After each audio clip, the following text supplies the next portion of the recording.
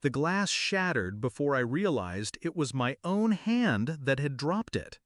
It wasn't the noise that silenced the ballroom, it was the sound of her palm meeting my face.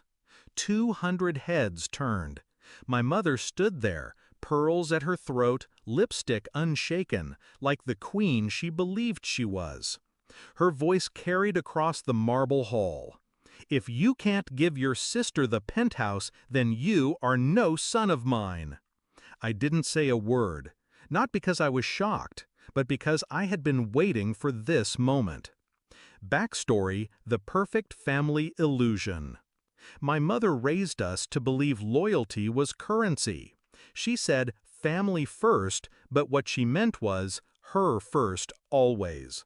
When my father died, I became the provider at 24.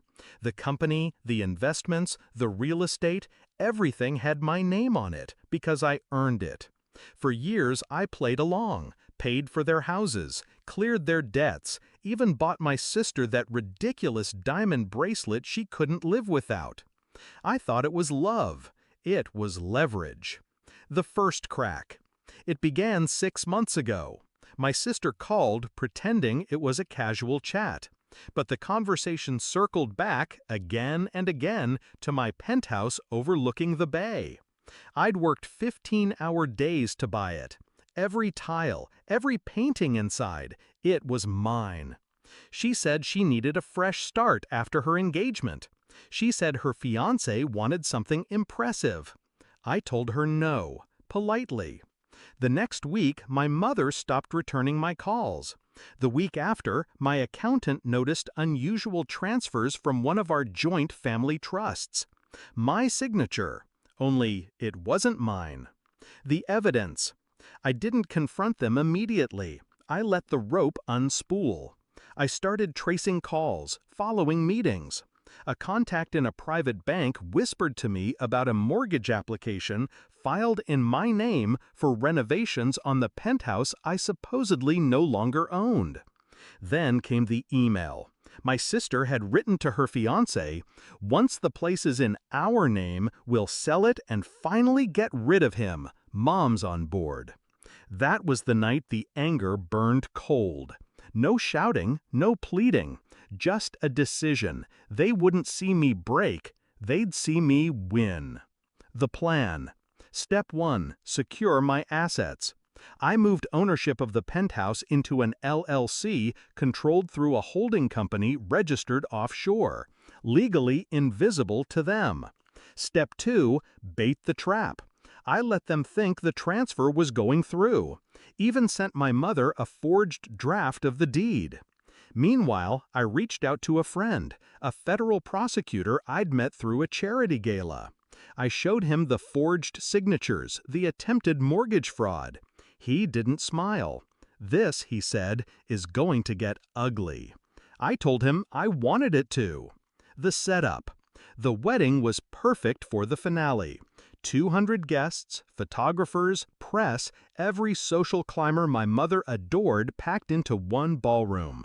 I arrived late on purpose, in the suit my mother had once said made me look like a man she could respect. She approached before I even sat down. No greeting, just the demand. "Give your sister the penthouse." I told her I already had. Her eyes lit up, hungry. She didn't notice the man in a dark suit standing near the back, watching us. The slap.